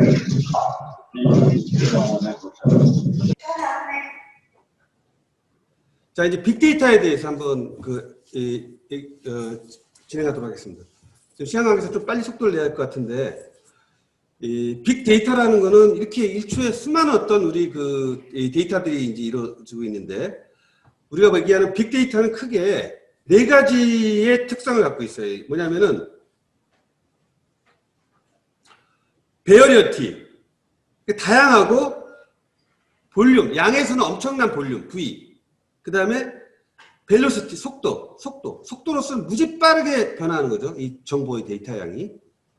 그래서 가치를 만들어내는 것을 우리가 빅데이터라고 얘기해요. 그러니까 빅데이터를 얘기할 때는 네 개의 V, 즉 베어리어티, 벨로시티, 볼륨, 밸류. 이와 같은 그 데이터가 굉장히 다양하게 빠른 주기로 변해 나가는 것이 이 특징으로 하고 있는데 과거에 이제 우리 이 크기에 있어서 보게 되면은 뭐 테라, 페타, 에타 뭐 이런 식으로 해서 지금까지 쓰고 있던 단위들 자체가 앞으로는 점점 그 단위가 이제 더 이제 바뀌어 나갈 겁니다. 이제 그래서 그런 단위 부분에 대해서도 우리가 한번 생각을 해야 할 거고 다양성으로 봤을 때는 뭐 동영상, 음악, 메시지, 소셜 미디어 뭐 수많은 어떤 이런 것도 있고 속도는 뭐 말할 것도 없이 빠른 속도로 이제 진행이 된다는 거죠. 그래서 앞으로는 이 단위가 지금 뭐 기가 뭐가 뭐 이렇게 쓰고 있지만은 이제 테라, 페타, 엑타, 제타, 요타 이런 식으로 단위가 점점 용어들이 많이 이제 쓰여질 그런 시대가 된다는 거죠. 지금 이제 우리가 사실 기가라는 말도 거의 안 썼어요. 저희 때 1990년대에는. 근데 지금은 그 당시 처음 컴퓨터가 나왔을 때 50메가짜리 뭐 하드디스크, 뭐 250메가 하드디스크. 그래서 1기가라고 하면 엄청난 크기였는데 지금은 뭐 테라 비교할 수 없는 거죠. 그래서 지금 21세기에 가장 최고의 직장, 최고의 대우를 받는 데가 누구냐면은 데이터 과학자가 최고로 지금 칩니다. 미국에서는. 그리고 우리나라도 마찬가지지만은 이 컴퓨터 분야에 특히 인공지능 분야에 앞으로는 모든 게 과학기술은 어떻게 돼요? 인공지능이 하면 되거든요. 로봇은 누가 만들어요? 로봇이 만들거든. 그러니까 그 로봇의 가장 핵심이 뭐냐면 인공지능인데 그 인공지능과 그 다음에 데이터를 다루는 데이터 과학자. 사실 인공지능의 안에 또 많은 그 데이터를 처리해야 되고 그것들이 뭐냐면은 핵심은 빅데이터 처리 기술이고 빅데이터거든요. 그래서 데이터 사이언티스트라고 하는 것이 미국에서는 가장 이 연봉이 센 옛날에는 과거에는 월스트리트의 뭐 금융 전문가들이 이렇게 좀 돈을 많이 벌었는데 지금은 데이터 사이언티스트들이 불응의 값일 정도로 이제 비싼 그리고 가장 유망한 직업. 그래서 이제 빅데이터를 이제 하나만 얘기해 보면 뭐 여러 가지 예를 들면 이제 구글에서 이제 엔그램이라고 하는 여러분들이 쓸 수가 있는데 엔그램이라는 프로젝트를 하는데 뭐냐면 전 세계에 모든 도서관의 책을 다 전산화하기로 했어요. 구글이. 그래서 다 조사를 해보니까 약 한 1억 3천만 권의 이제 지금까지 인류가 만든 책이 있어요. 근데 그걸 다 텍스트화로 다 입력을 하기로 했어. 그래서 지금까지 약 한 3,300만 권을 입력을 했어요. 지금까지 구글이. 그래서 구글북이라고 하는 이제 프로젝트인데 그게. 그 구글북의 그 중에서 800만 권을 다시 빅데이터로 해서 인류 역사의 어떤 예를 들면 이제 그 변화를 쭉 보는 거예요. 예를 들면. 그래서 예를 들면은 뭐 빅데이터를 처리하는데 예를 들면은 자 1800년부터 2000년까지 닭이냐 달걀이냐를 갖고 한번 처리를 해본 거야. 해보니까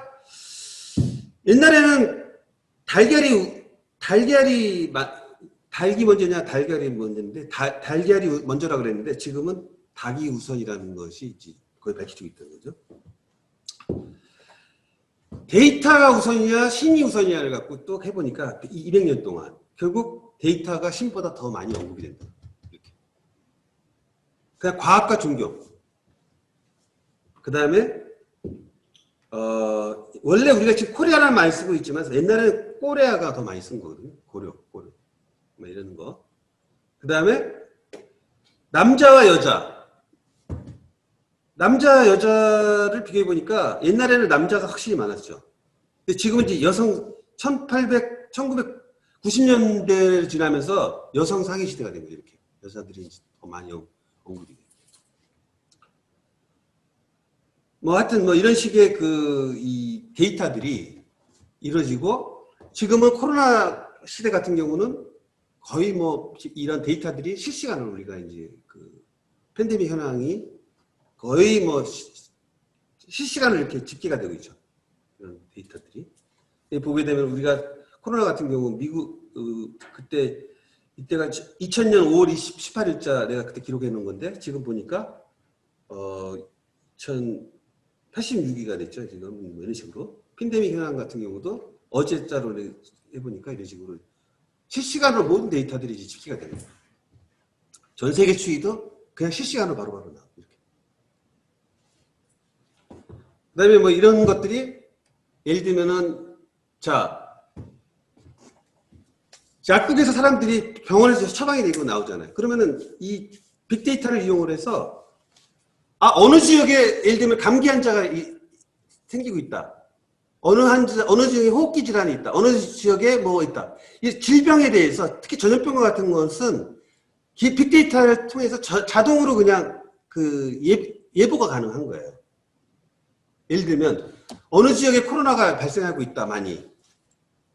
그러면 그 사람이 코로나를 하려니까 감기약 갖다 먹더니 그 처방을 받을 거 아니에요.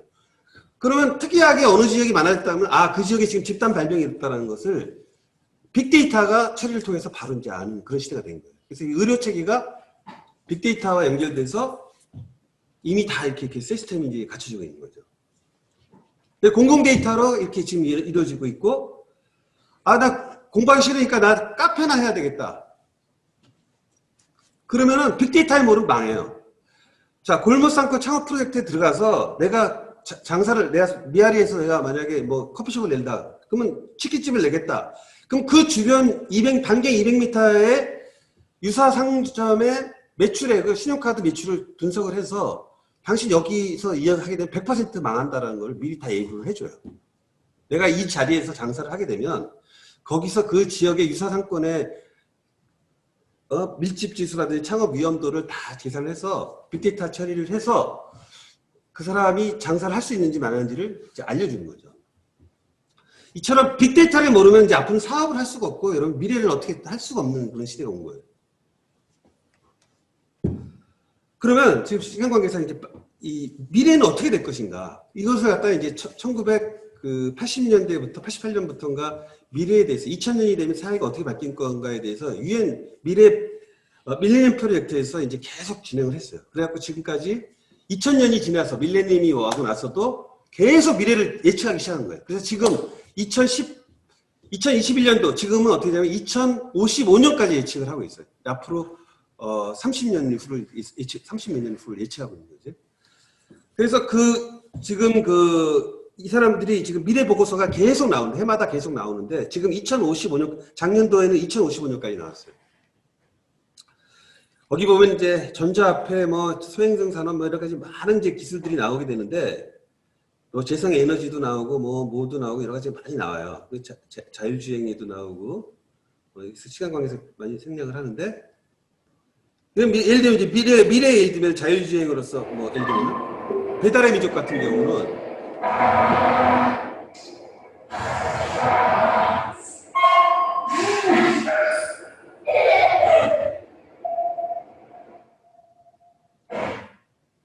그래서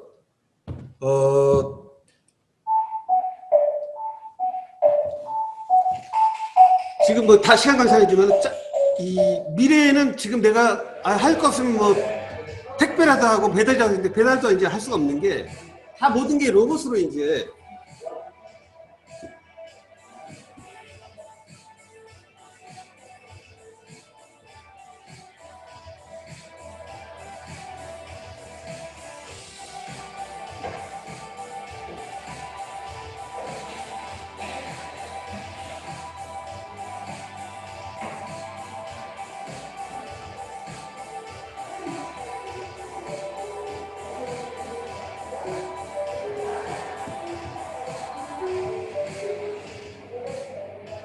잠을 잘 자리에 들어주시면 감사하겠습니다.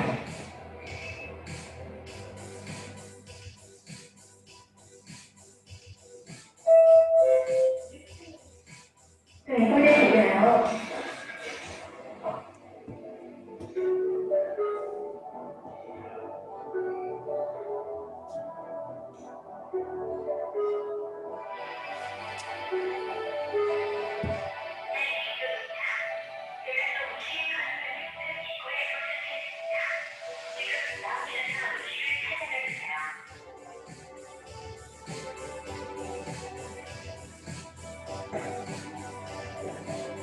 자, 나중에 한번 직접 한번 그 교재를 보시고 한번 해보시면 되고 이렇게 이제 이 미래가 이렇게 이러한 사회가 이제 하게 되는데 수많은 어떤 지금의 그 아까 얘기한 그 많은 이 사회 변화에 대해서 유엔의 미래 보고서에 의하면은 미래의 사회가 엄청난 지금과 다른 완전히 다른 시대가 이제 온다는 거죠. 그래서 대략 요약을 하게 되면 미래 보고서를 요약하게 되면은 2050년 세계 인구는 96억 명이 되고요. 평균 수명은 130명. 지금 그러니까 2011년 태어나는 어린 학생의 태어난 아이의 평균 수명은 130세가 될 것이고 65세 인구 비중은 8%에서 16%. 그다음에 현존하는 직업 20억 개가 현재 20억 개의 직업이 있는데 2030년에는 20억 개가 소멸하고 없어지고 직업이 바뀌는 거죠. 없어지는 거죠. 그 다음에 현존하는 일자리는 15년 안에 다 사라진다는 거죠. 물론 이제 새로운 일자리가 많이 생기겠죠. 그 정도로 지금 여러분들이 우리가 알고 있는 거의 모든 직업, 예를 들면 지금 뭐 택배라든지 이런 게 엄청나게 많이 쓰고 있지만 곧 아까처럼 그 딜리버리 카라든지 딜리버리 로봇이 들어오면은 일자리를 다 잃어버린다는 거예요. 새로운 일자리를 바뀐다는 거죠. 그래서 장기적으로는 뭐 실업률이 뭐 100%가 될 것이다. 그래서 결국은 기본소득이 불가피하다. 뭐 이런 얘기도 지금 나오고 있는데 이처럼 이런 일자리 혁명이 일어나고 사회가 이렇게 바뀌게 되게 되면 앞으로 만들어지는 직업과 소멸되는 직업과 발생하는 직업이 있게 되는데 소멸되는 직업은 뭐냐면 자율자동차가 나오게 되면 택시, 기사, 버스 기사, 뭐 우편 배달부, 자동 교통 경찰, 주차장, 대리 운전 기사, 세차장 직원 이런 게 이제 다 이제 일자리가 없어지게 되겠죠. 자율주행이 되면은 교통경찰 필요 없죠. 왜냐면 사고가 안 나니까. 드론이 하게 되면은 이제 육해공군, 육상, 해상, 그 다음에 공중의 그 드론들이 거의 모든 이제 이런 작업들을 이제 해 나갈 거고, 뭐 여러 가지 그 다음에 3D 프린터. 3D 프린터가 되면은 이제 그 고층 건물도 프린터로 짓는 거예요. 건물을 대형 프린터가 있어갖고 그냥 건축도 그냥 프린터가 그냥 쫙 그냥 순식간에 짓는. 그러니까 고층 빌딩 같은 경우도 그 3D 프린터로 만들고. 뭐 하여튼 빅데이터가 일어나면서 지금도 여러분들이 알고 있는 뭐 증권 관련된 기사라든지 또는 뭐 스포츠 관련된 기사들은 미국에서도 그렇고 우리나라도 그렇고 그 로봇이 다 써요. 로봇이 다 써요. 인공지능. 왜냐하면 생각해보세요. 증권이 수천 수만 개의 그런 어떤 종목들이 막 계속 바뀌고 뭐 이렇게 하는데 그걸 어떻게 기자들이 다 그걸 아냐고.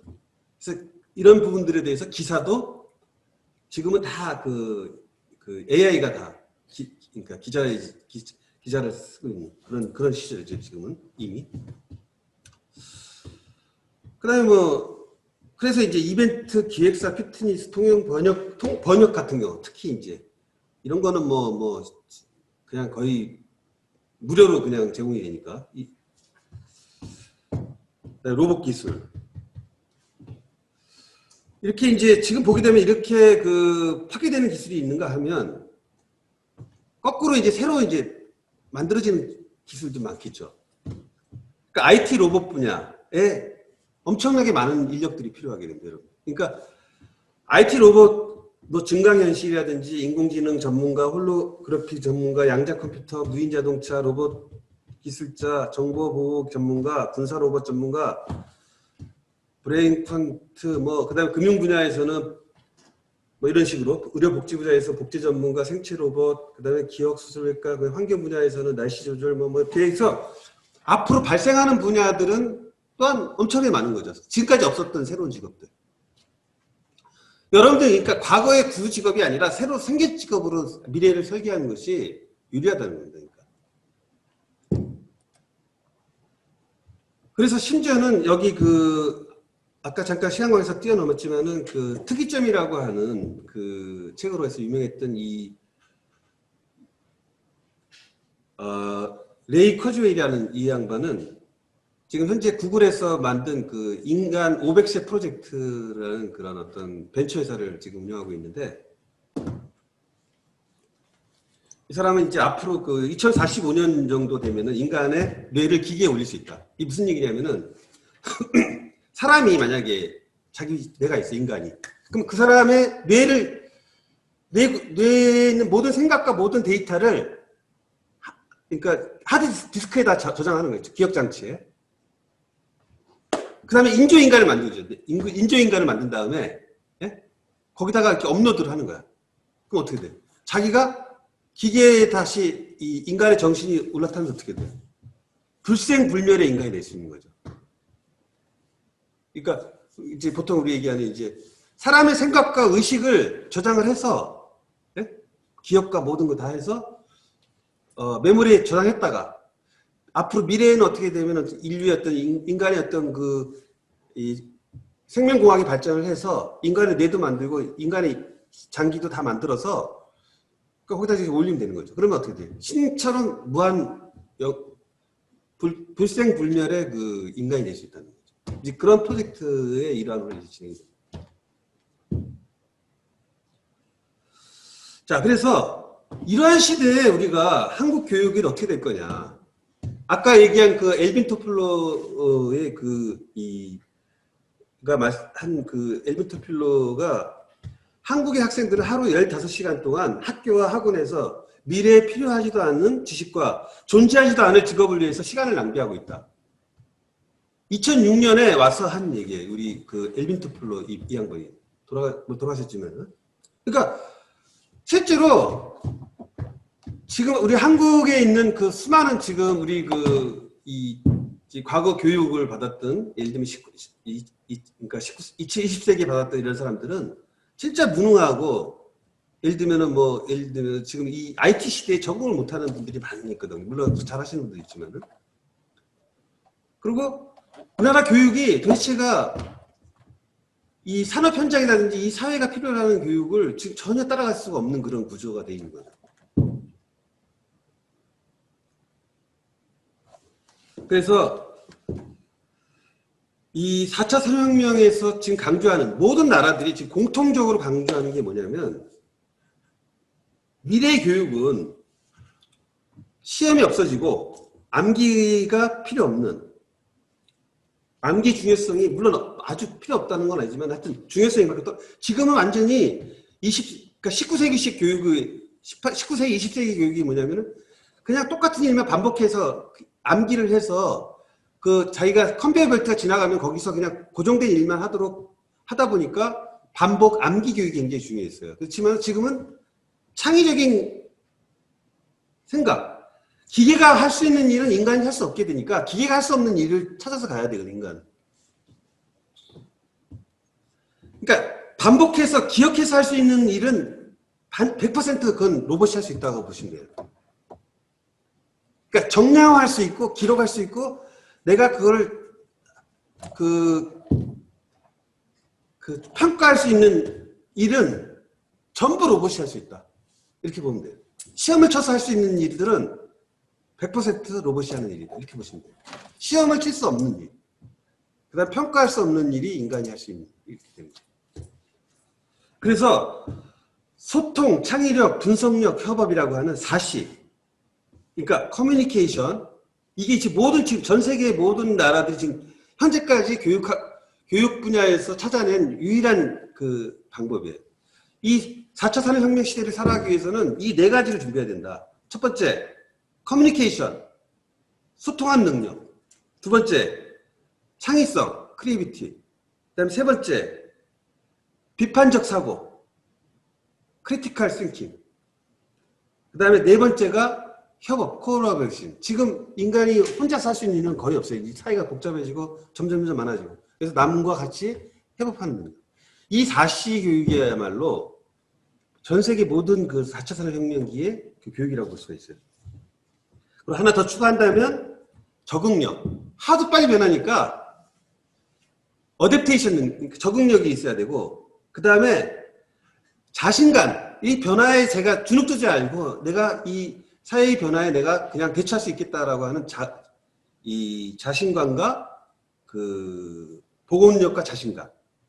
그 다음에 하나 더 한다면 끊임없이 내가 교육을 해서 내가 끊임없이 나의 자신을 성장하겠다는 그로스 마인드셋. 내가 계속 새로운 걸 공부하고 새로운 걸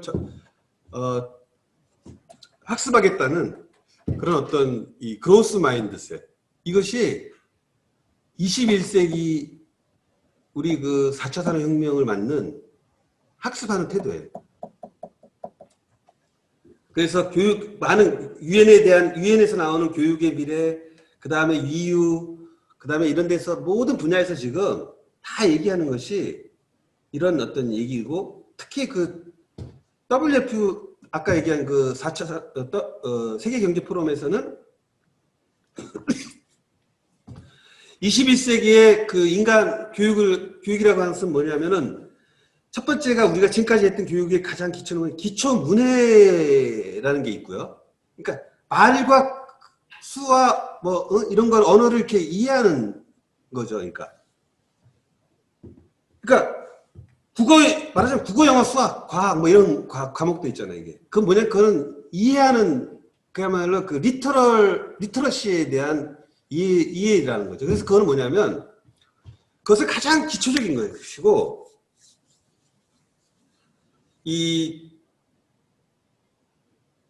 그 다음에 실제로 우리가 이제 업무를 하기 위해서는 역량과 자질이 있어야 되는데 바탕이 되는 거고, 이 기초문해는 사실은 어떻게 돼요? 지금 인공지능 시대에 이건 로봇이 다 할 수 있는 일로 바뀌었잖아요, 이 부분은. 그죠?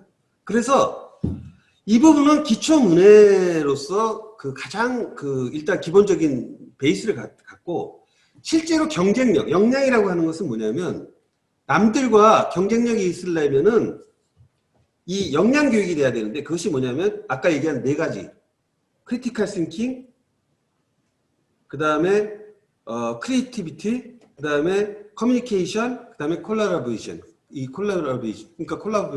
그러니까 협업과 의사소통과 창의성과 비판적, 이 4C가 가장 중요한 그 역량이 되고 남들보다 경쟁력을 가질 수 있다는 거고, 실제로 이러한 역량이 가지려면은 사실 자질이 필요한 건데 이 자질이 더 중요하다는 거예요. 왜냐하면 이 역량은 어떻게 키워지냐면은 창의적인 자질, 그 다음에 주도성, 일관성, 적응력, 리더십, 여기에 대한 인성이라 할까? 대처 능력, 그런 것들이 더 중요하다는 거예요. 그래서 이것이 평생 동안, 과거에는 대학교 졸업하고 그냥 라이센스 사회, 우리나라처럼 사법고시 합격하고 의사 자격증 하나 따고 약사 자격증 하나 따면 땡 이런 시대가 이제 지나간다는 거죠. 그 대학 졸업 정도 필요 없는 게, 여러분들 구글이라든지 지금 21세 지금 최근에 이 모든 기업들은 그 사람 전공도 대학도 학위도 안 따져요. 구글에서는 그야말로 완전히, 예를 들면 그 사람이 너 할 수 있는 일이 뭐냐? 대학 출신 안 따진다니까? 전혀 안 따져. 완전히 그냥 블라인드로 테스트해서 진짜 능력만 보고 하는. 그러니까 여러분들이 뭐 학교 탓하고 뭐 할 필요가 없는 게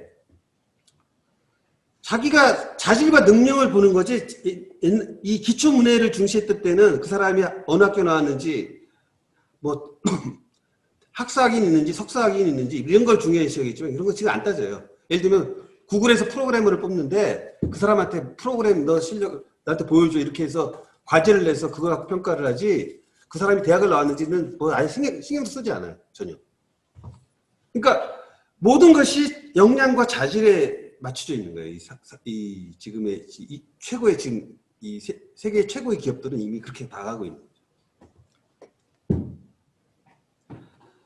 그래서 어떻게 사고할 것인가에 대해서 이렇게 자세히 이제 이 WF 세계 경제 포럼에서는 이렇게 지금 지시를 하고 있고 유엔에서도 거의 같은 내용이에요. 유엔에서도 있고 OECD에서도 있고 이 4차 산업혁명기에 대응하기 위해서는 어떻게 공부를 해야 되고 어떻게 학습을 해야 될 건가에 대해서 우리가 이렇게 진행을 하고 있는 거죠. 그래서 WF에서는 그러니까 교수법이라고 그래서 14가지를 얘기하는데 이 학습이라고 생각하지 말고 놀이라고 생각해라. 그리고 학습을 세분화해서 하나하나 지도해야 되고 학습장은 항상 안전해야 되고 그 다음에 그로스 마인드셋을 개발하라. 그러니까 내가 끊임없이 공부하겠다는 마음을 갖게 하는 것이 중요하다는 거예요. 뭘 고기를 잡아서 주지 말고 고기 잡는 법을 가르치라는 거예요. 맞아요. 그리고 협동심을 고양시켜야 되고 그 다음에 집중할 시간을 허용하고 깊은 추론과 분석력을 고양시키고 적당한 칭찬을 해야 되고 자기 주도 학습을 해야 되고 그 다음에 적절한 도전과를 부여해야 되고 스스로 약속을 하고 스스로 계획을 잡도록 해야 되고 목표를 명확히 해야 되고 머리만을 한 게 아니라 직접 손으로 만지고 하는 그런 학습을 해라. 이런 얘기를 하고 있어요. 그래서 평생학습을 위해서 이제 무크, K묵 이런 것들이 이제 우리 지금 평생학습으로 진행이 되고 있고 북한의 경우도 지금 이 4차 산업혁명 관련된 여러 가지 그 시도들을 많이 하고 있어요. 그래서 엘부터 다시 얘기했지만 대량 생산 체제에 맞춰서 지금까지 우리 교육이 지금 이루어졌다면 이제는 4차 산업혁명에 맞춰서 이 어떤 새로운 아까 얘기한 WEF가 얘기했던 그런 어떤 교육 방식으로 바뀌어 나가야 되고 미래에 여러분들이 이제 채용을 내가 이제 어떤 분야에 가서 내가 어떤 소위 말해서 인재로서 리크루트를 하기 위해서 이제 어떤 기업을 하려고 했을 때 요즘 홈페이지 지금 요새 세계 제일 많이 지금 하는 데가 이제 워드프레스라는 이제 그 홈페이지 만드는 제작 툴인데 이 회사는 사무실이 없어. 사무실이 지금 점점 그런 회사들이 많아지고 있는데 사무실을 굳이 뭐 도시 안에 막 빌딩을 만들고 거기서 근무를 하게 되면 그 건물비도 비싸지, 그 다음 출퇴근해야 되지, 그게 얼마나 낭비냐 이거예요. 근데 전부 다, 그러니까 면접을 할 때 그 사람 얼굴도 안 봐요, 요새는. 그냥 오로지 이게 나이 같은 사람인지 젊은 사람인지 뭐 그런 거 안 보고 채용을 할 때 그 사람의 그냥 스킬만 보고 그냥 채용을 하는 거예요. 그리고 뭐 이런 회사들 알다시피 연봉이 무지하게 세요. 그러니까 여러분들도 내가 분야에 따라서 내가 예를 들면은 내가 뭐 어떤 세계 최고의 기업을 내가 한다면 여러분들 그냥 하면 돼요. 그냥 가서 온라인으로 하게 되면 여러분들 구글에 지금 당장 취업할 수가 있어요. 능력만 있으면. 그래서 일단 여기는 이제 인턴으로 몇 달 써보고, 예? 물론 돈을 줘요, 월급을. 인턴이라고 해서 돈 안 주는 거 아니니까. 그리고 이 사람이 능력이 충분히 퀄리파이가 됐다 그러면은 이제 정식 직원으로 이제 채용을 하는 거예요. 다 이런 식으로 바뀌고 있어요. 모든 기업들. 전 세계 기업들. 그래서 구글 같은 경우는 이제 이런 원칙, 여러분보다 유능하고 지식이 많은 사람은 채용하라. 여러분에게 가르쳐 줄 것이 없고 도전하지 않는 사람은 채용하지 마라. 뭐 제품과 문화의 가치를 높일 사람은 채용하라. 일을 해낼 사람을 채용하라. 문제점만 생각하는 사람은 채용하지 마라. 뭐 이런 식으로 채용의 원칙. 그러니까 이런 원칙을 10가지 만들어 갖고 구글 CEO가 이제 하고 있고요. 그래서 이제 시간 관계상 이제 좀 많은 내용들을 좀 건너뛰긴 했는데 결론을 얘기하게 되면 이미 4차 산업혁명이 이제 시작됐고 인간처럼 생각하는 스스로 생각하는 컴퓨터, 빅데이터, 생명과학 등 이 파괴적인 기술은 정치, 경제, 사회, 문화 등 인류 사회의 전 분야에서 상상할 수 없을 정도의 변화를 가져오고 있습니다. 코비드-19 팬데믹으로 이 4차 산업혁명이 가속화되고 있고 비접촉, 비대면 사회로 가는 분야를 중심으로 법률, 의료, 과학기술 등 모든 인간 노동력을 대체하는 인공지능 분야가 급속히 전개되고 있습니다. 100세 시대, 100년 후 나의 미래를 대비하고 특히 4차 산업혁명으로 변화되는 미래의 노동 환경에 대해 철저히 준비하고 미래를 대비해야 합니다. 4C, 아까 얘기했던 그 4C 사업으로, 학습으로 미래를 대비하고 하드 스킬보다 소프트 스킬을 개발해야 됩니다. 하드 스킬이라는 건 뭐냐면 측정될 수 있는 스킬. 시험 쳐갖고, 토플 몇 점, 이 사람의 예를 들면은, 컴퓨터, 자격, 음정 실력이 몇 퍼센트, 이런 거 점수 있잖아요. 그걸 하드 스킬이라고 하는데, 측정될 수 있는 모든 스킬은 다 로봇이 대처되기 때문에 로봇이 대처할 수 없는 소프트 스킬로 가야 됩니다. 그 다음에 문해, 아까 얘기처럼 그 WEF 얘기처럼 문해, 문제풀이, 암기위지, 스펙 쌓기보다는 자질과 역량, 특히 역량과 자질을 개발해야 되고 4차 산업혁명의 미래는 상상하기, 여러분이 상상하는 것 이상, 지금 상상할 수 없는 정도 속도로 좀 변해나가고 있고 그 이상, 상상 이상이 될 것이기 때문에 경제, 노동, 사회, 문화 등 모든 분야의 파괴적인 변화에 대해서 대응하는 그런 자질과 역량을 내야 됩니다. 이 엘빈 토플러 선생님 말씀이 이 기업은 굉장히 빠른 속도로 변하는데 예를 들어 기업 100마일 속도로 변한다면 노조는 30마일, 정부는 25마일, 학교는 10마일, 정치 조직은 3마일, 법은 1마일 바뀐다고 했습니다. 그러니까 학교가 지금 학교는 기업의 10분의 1 정도밖에 못 따라가고 있는 그런 상황이기 때문에 여러분들이 직접 학교에서 배우는 것 이상으로 스스로 자기 자신에 대해서 미래에 대해서 준비를 하지 않으면 안 된다는 거죠. 그래서 4차 산업혁명기를 살아가는 우리 세대는 이렇게 빠르고 올바른 미래에 대한 대비를 해야 되고 이것을 아무리 강조해도 지나치지 않다. 이렇게 결론을 낼 수가 있겠습니다. 일단 강의는 여기서 마치도록 하겠습니다. 자, 그러면 그 질의응답 혹시 있으면 하시고 없으면 그 다음 그 퀴즈로 넘어가도록